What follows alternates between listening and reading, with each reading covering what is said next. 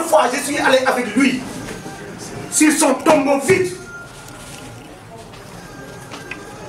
Je le taquinais chaque fois en lui disant qu'un jour, tu rempliras ce trou-là. J'attends ce jour avec patience. C'est à Djelé-Doucera. C'est où ça? À la région. Son tombeau est déjà préparé depuis plus de 15 ans. Pour l'anecdote même, un jour, il me dit, si je me dis, je vais faire ça, je vais faire déjà,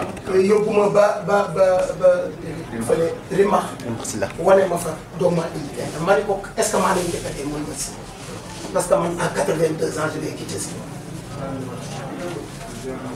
Oui, ku xalaat loolu kuy xalaat ay néew ñaari cimetière nga defal ko ay nit xalaatoo kenn musul gis Talla Sylla ñu ni nag fii mooy këram amul te du ma sa am c'est son choix nous le respectons bien que ñun ñi ça aurait été de notre seule volonté il aurait une maison comme tout le monde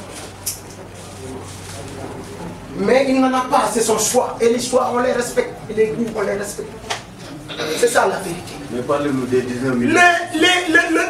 L'acquisition de mobilier dont il parle à hauteur de 19 millions. Tout le monde sait que la ville est en réhabilitation grâce au fonds PACASEN. D'ailleurs, c'est ce même fonds PACASEN qui va paver la ville. Ce n'est pas un projet du maire Babacar Diop. Ça se trouve dans le PTI, le programme triennal d'investissement, qui se trouve dans le programme de développement de la ville PDV, créé par Talla Sylla depuis 2019. Donc c'est des fonds du PACASEN, ce n'est pas un projet.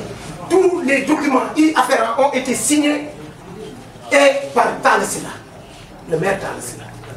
Mais comme il y a continuité de l'État, c'est la continuité de l'État. Donc, pour ce mobilier, lorsque qu'on lui a amené du mobilier, on lui a dit que c'était du mobilier venant de l'extérieur, importé. Il a refusé catégoriquement. Et il a demandé à ce que l'on retourne ce mobilier, de trouver du local. Non seulement pour aider nos artisans qui sont très fatigués et qui n'ont généralement pas de marché par rapport à ça, mais surtout, il avait demandé à ce que ce mobilier, comme la ville est en réhabilitation, qu'on attende jusqu'à la fin des travaux, pour pouvoir amener, comme ça fera. C'est tout juste ça. Donc, il n'y a pas à s'alarmer. Pour ce qui est de procédure de passation de marché, tout a été respecté. Tout a été respecté. Le matériel n'a pas été livré. Livré à qui? Le matériel est venu, mais jusqu'à présent, le maire avait demandé à ce que ça soit du matériel de fabrication. Donc même si le fournisseur détient du matériel quelque part, il ne peut pas l'emmener si ce n'est pas du matériel de fabrication locale. Et on avait tablé sur le fait que, après la construction, la réhabilitation, le matériel allait venir, donc, et tout juste pour qu'on puisse Alors, tout le monde sait que Talla Sylla, pendant presque combien d'années, il n'a pas eu de bureau. Pourquoi? Parce que c'est moi-même qui ai enlevé son bureau de fabrication extérieure, importé. Il m'a demandé, lorsque ce bureau a été amorti, le marché a été amorti, il m'a demandé, à la veille d'une de ses visites à l'extérieur, d'un de ses voyages à l'extérieur, il m'avait demandé de lui enlever ça, puisque c'était déjà amorti, et qu'on lui trouve du matériel local. Nous avons, j'étais en son temps son directeur de cabinet, et avec l'actuel secrétaire général, nous avons fait des pieds et des mains pour avoir du matériel local. Nous n'en avions pas. Et il a continué comme ça, sur sa note, tranquillement, à s'occuper des caisses. Il n'a rien à se reprocher alors? Absolument rien à se reprocher. C'est pas monsieur. Je vais... Est-ce que vous pouvez nous éclaircir un peu? Vous avez parlé de révision ou de réévaluation de ces contrats de Sonatel et autres. Vous êtes là, Talla Sylla a été maître depuis 2014. Vous attendez jusqu'à 2018 pour envoyer des correspondances. Là aussi, est-ce qu'il n'y a pas léthargie de votre part? Le maire là, il a fait tout juste 3 mois pour parler de réévaluation de ces contrats-là. Est-ce que également le centre de gériatrie qui a été construit par Sonatel, les réalisations au lycée Malsi, justifie le fait que Sonatel ne paye pas au prorata du tout, ça ne justifie pas. Mais le problème c'est que il y a quand même, le maire Talla Sylla a envoyé une correspondance en 2018, un premier courrier en 2018 pour y réhabiliter. Nous savons quoi. Qu'est-ce qui s'est passé à la ville? Pendant presque ces 4 ans, nous n'avions pas de budget, nous n'avions rien. Nous n'avions même pas la possibilité de recouvrer. Et pourtant, le recouvrement n'incombe pas à la ville, à une commune. Le recouvrement incombe aux structures étatiques, c'est-à-dire à la recette perception municipale, qui en définit les contours, qui crée la commission, la mairie amène ses agents et les impôts et domaines aussi amènent. C'est une commission paritaire. Le recouvrement n'est pas sous le contrôle de la ville ou la compétence de la ville, mais ça se fait par la recette perception municipale. En définitive, c'est une sortie politique du maire Babacar Diop. Mais à quelle réponse politique? Par rapport à la Sonatel, nous avons évalué. J'ai dit que nous sommes restés de 2014, parce que nous sommes arrivés en fin 2014, donc 2015, 2016, 2017, on était sans budget, on était dans des combats, on était empêchés partout, on était bloqués, parce que rappelez-vous, en son temps, le maire Talla Sylla était dans l'opposition. Le père Talla Sylla était dans l'opposition. Même pas pour écrire une correspondance. Vous savez, ça dépend de l'opportunité et du jugement du maire, qui est compétent en la matière. De toute façon, Babacar Diop ne peut pas dire que c'est lui qui l'a initié. Les documents sont là, les références sont là, le maire Talla Sylla l'avait fait, un point c'est tout.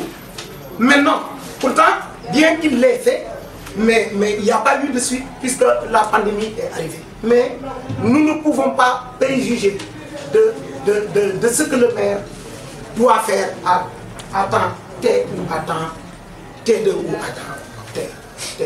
Donc c'est à lui de juger le moment opportun pour essayer d'envoyer des correspondants ou de renouveler ou de réaliser une activité. Donc l'action judiciaire annoncée sera sans suite alors. Parce qu'il a annoncé une action judiciaire. L'action judiciaire, contre qui? Contre les auteurs présumés de ces malversations. On attend de pied ferme. Et en premier lieu, le maire, qui est quand même le premier responsable. Le maire a fait 14 fois la prise. Il est prêt. Le maire Talla Sylla a fait 14 fois la prise. 14 fois la prise. Un peu des éclaircissements par rapport aux 70 millions du carburant. Qu'est-ce que vous répondez? Vous savez, pour ce qui est du carburant, pour ce qui est du carburant, moi je n'entre pas dans des chiffres. Mais je vais vous dire une chose. Pour ce qui est du carburant, le carburant est à la discrétion du maire et du receveur percepteur municipal. Il est voté dans le budget. Mais je vais vous apprendre quelque chose. Talla Sylla est le seul maire qui donnait du carburant au président de commission. Attention, avant d'en parler, il faut faire attention. Allez demander au président de commission. Il y a au moins 21 commissions à la ville de Thiès. D'ailleurs, nous demandons à Babacar Diop pourquoi, depuis son installation, aucune commission n'a été mise en place. Et c'est prévu. Par la loi, aucune commission n'a été mise en place. Je rappelle que le maire Talla Sylla donnait du carburant même au président. Avant d'en parler, il faut faire très attention. Mais lui, s'il est interpellé, il est interpellé par qui? Par Babacar Diop. À partir de quoi? De quel renseignement? et de quel audit. Il a bien précisé les 10 derniers mois de 2021. Il a bien précisé. On l'attend de pied ferme, il n'a qu'à sortir les preuves. On n'est pas dans dans cette optique-là. C'est-à-dire ce problème nous concerne. Vous savez ce qui nous concerne, c'est éclairer la lanterne de Thiès. Nous ne répondons pas à une réponse politique. Babacar, tu vas me faire glisser sur le terrain politique. On y viendra un peu. Vous avez je ne vais pas accepter de politiser l'affaire. Non, je ne vais pas accepter de politiser ça. De politiser ma réponse pour le moment. Je réponds point par point sur ce qu'il a dit. Ensuite, on verra. Je rappelle, ensuite il a parlé de gestion, transparence, gestion. Allez dans son bureau, il y a 3 trophées du PEL, prix d'excellence leadership local. Pendant 3 ans, le maire Talla Sylla, la ville de Thiès, a gagné ce prix sur la transparence et la reddition des comptes. Tout le monde est là. Les trophées se trouvent dans son bureau. Dès les 100 premiers jours de son magistère, il a organisé la première audience publique. 15 audiences publiques en 7 ans, 7 mois. Pour rendre compte. Pourtant, les gens qui parlent ici, dans cette ville, étaient dans cette ville, étaient là à Thiès. Pourquoi ils n'étaient pas venus? On débattait de ces questions dans les audiences publiques. Pourquoi ces gens-là ne venaient pas aux audiences publiques pour soulever ces problèmes-là? C'est aujourd'hui, parce que Diandro m'a dit que je suis Watatam. Donc, je fais tout. Damani, Babacar Diop, Nawa, commission, il y a une commission, il y a une mairie. Je vais faire affaire de carburant. Damani, Talla Sylla est le seul maire qui a un carburant. À part ñi nga xamanteni corbillard bi nga xamanteni carburant kenn daawu ko fay à part loolu ak oto yi nekk mais ak oto bi nga xamanteni ñoom ñoo nekkoon voirie à part loolu je dis bien day doon jox carburant les présidents de commission. mais bu wax en wolof ne moo amul benn xarma yàlla ak Talla Sylla magam la mais nee na ay papiers sur les travail moom la fi fekk. loolu la wax rek. Talla Sylla bi nga xamanteni def nañu installation quand on a fait l'installation bi ñu nekkee ci bureau tam di def ki passation de service Talla Sylla daf ko interpellé ko monsieur le maire mu ko signe avec d'accord mais le temps le temps de vous arranger sur le dossier ta nga gis ta nga xam ni fii lu fi xew man may kay jël. mais Youssou benn question benn question jàpp ngeen ay accusations la ndax yéen pare ngeen pour porter plainte dem vers la justice contre le maire Babacar Diop. ndax mais Babacar Diop bu ñu ko porter plainte nag dañuy mel ni dañoo nangu li mu wax Babacar Diop auditam laa la wax dama ni rakkam la indi est-ce que ñun dañoo d'accord ci audit bi. dama ni la bi may démarrer non bi may démarrer dama ni la li ma tax a toog fii du tontu Babacar Diop xam nga lan la. li ma tax a teew fii mooy point yi mu soulevé mu mais éclairé ci. mais pourquoi le maire Talla Sylla def quoi alors qu'il est injoignable depuis le maire Talla Sylla est hors du pays depuis plus d'une semaine. waaw mais war nañ ko mën a jot même s'il est hors du pays. non on n'est pas tenu de l'avoir de toute façon. non. Ensuite, si le maire Talla Sylla doit répondre, il ne répondra pas. Il ne répondra il ne répondra que s'il est interpellé par des structures telles que l'IGE, l'OFNAC, l'ARMP et la Cour des comptes. Mais benn waay rakku jàmbur bu jugee fee kooku du tax a wax Talla Sylla ku xam Talla Sylla xam ni ku ko kenn du ko jam naa. mais c'est son successeur, c'est le maire de la. beneen bi dinaa rappeler à Babacar Diop te au Thiès yi ko xamul ni le maire Talla Sylla a été audité en 2015 par l'IGE, en 2014 à son arrivée par l'IGE, en 2015 à son arrivée par l'IGE. Ensuite, 2 mois avant les locales, 2 mois avant les locales, l'ARMP et la Cour des comptes ont fait 15 jours ici. 2 mois avant le programme, en novembre. Et l'ont félicité. S'il vous plaît, avec le recul, mis à part du Babacar Diop, est-ce que vous ne pensez pas également que Talla Sylla et son équipe se sont arrogés des prérogatives qui ne sont pas les siennes? Lesquelles? Des fois, vous me donnez les prérogatives. Moi, toog nañu moom Talla Sylla mu ne am na yoo xam ne sax du compétence am waaye dafa jàpp ne Thiès waa ñoo fi ne da leen war a dimbali. dinaa la ci tontu tuuti. waaw est-ce que du loolu moom dinaa la ci tontu léegi. dinaa la ci tontu. Talla Sylla bu ne man Thiès waa yëpp laa jaboote daf ko wax ci ban cadre mooy cadre bu tey jii ñëpp xam na ni ma ni ñëpp xam na ni nawetaan ay subvention communes yi ñoo ko yore dama bëgg nga déglu bu wax communes yi ñoo ko yore pourtant daawul jël xaalisu mairie bi di leen jox daf daan wuti alalu jàpp boppam jox leen di leen jàppale ma ni école yi Talla Sylla yorewu ci benn le préscolaire et l'élémentaire sont sous la compétence des communes. L'université, les lycées, collèges sont sous la responsabilité, sont sous la compétence du conseil départemental. Ça yu intervenira, dama lay wax, ça yu intervenira ci yooyu dama ni alalu boppam parce qu'il a des relations là. Talla Sylla xool Babacar Diop sax dafa war a xool boppam xam nga lu tax parce que moom voilà un maire qui pendant 4 ans n'a pas de budget, n'a pas eu de budget. Pendant 2 ans c'est heurté au Covid comme tout le monde. Talla Sylla xool leen réalisation te Babacar Diop nee na saa yu reete bu doxee ci dëkk bi xolam day tànn waaye nag fexe ba def plus de 2000 lampadaires solaires yi fi Talla Sylla loolu mooy lan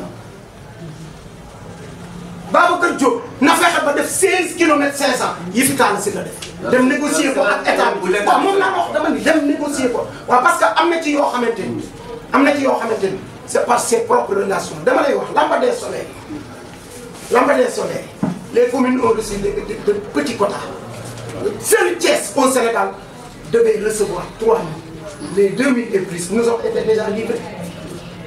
L'année nous lampadaires solaires bu ñu wax léegi la ca des dañ koy indi mais parce que par ses propres relations dañ utiliser 16 kilomètres 500 de route yi bi muy ñëw dama ni 16 kilomètres 500 de route yi bi nga xamante ni moom décidé na taxaw en 2017 en décembre 2017 nii mérité comme démembrement état la il faut il faut ñu liggéey ak état gën a yàqali suñu ginnaaw dem yaatal suñu diggante ak état pacifier les relations ñëpp xamoon nañ les relations heurtées entre Thiès et le pouvoir central l'état qu'est-ce qui s'est passé booba fekk na ñi communes yi éligible woon ci kii bi ci Promoville jàll na mais c'est parce qu'il est allé négocier que ñu jël Thiès en compte dugal ko ci jox ko 16 kilomètres 500 11 kilomètres 500 lañ ko njëkk a jox après président de la République que nous remercions le président Macky Sall yokkal ko 5 kilomètres. Mais monsieur Diop, état des lieux quand même c'est dans l'ordre normal des choses. État des lieux par des services.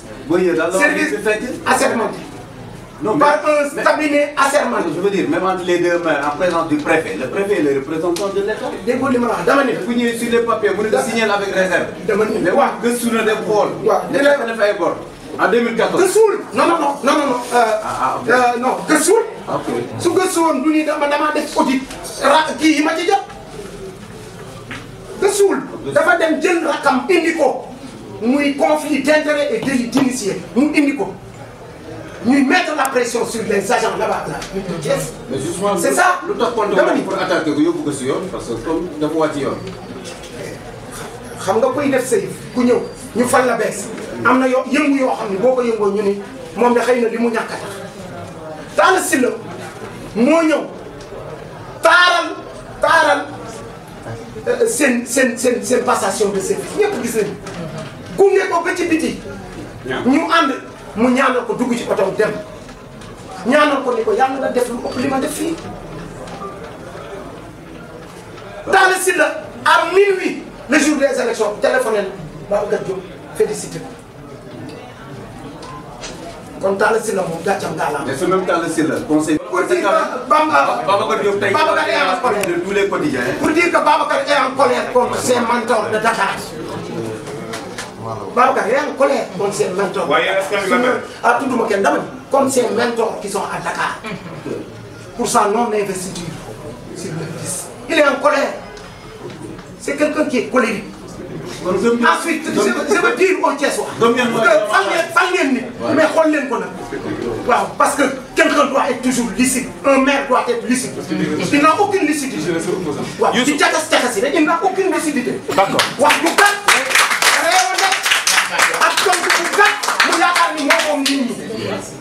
C'est de l'impolitesse. Youssou laaj bu mujj bi xëy na. Ensuite, il verse dans du charlatanisme politique. Il verse dans du satanisme politique. Mais il vous dérange aussi. Il ne nous dérange pas. Non, il ne nous dérange pas. Parce que hier, est-ce que wax nga ko ni ko yow Talla Sylla daf la déranger waxoo ko ko. déranger wu ñu dañu nekk ci.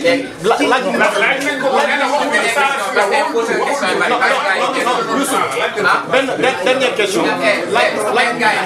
non ñun bu ñu bëggee laaj du ñu xaar ku ñu jox parole dañ koy jël. benn question la. bu ñu bëggee laaj dañ koy jël du ñu xaar ku ñu jox de. benn question bu may mujjee. xëy na nañu préciser aussi c'est votre droit le plus apposé bu ngeen neexee aussi ngeen arrêté parce que démb.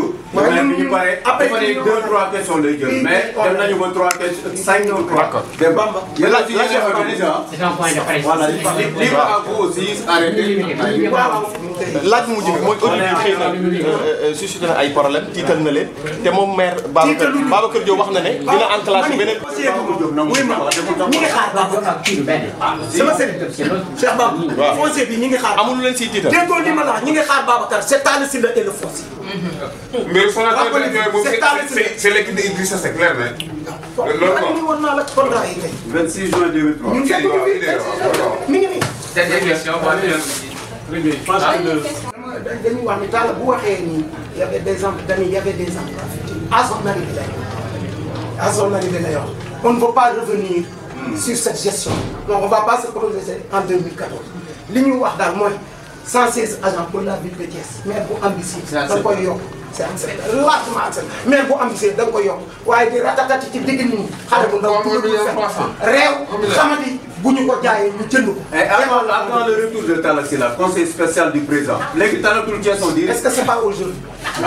Est-ce que c'est pas aujourd'hui? Ah léegi en tout cas beneen législative yi lan moo siy taxawaay Talla Sylla. Talla Sylla est un conseil spécial du président Macky Sall. Talla Sylla a été le mandataire avec Farba Ngom dans toute la diaspora. D'ailleurs, ce voyage-là entrait pour compléter le premier qu'il avait effectué, donc compléter ces tournées-là. Donc il était en Europe pour compléter avec M. Farba Ngom. Et normalement, je pense que dans quelques jours. kon Thiès moom da ko bàyyi Idi parce que waa Yewwi ñoom nee na na wala. Thiès moom Fap dañu bëgg a wax ni ñun dañu nekk mouvance présidentielle instruction lu président Macky Sall joxe ci ñëpp pour les législatives mooy responsable.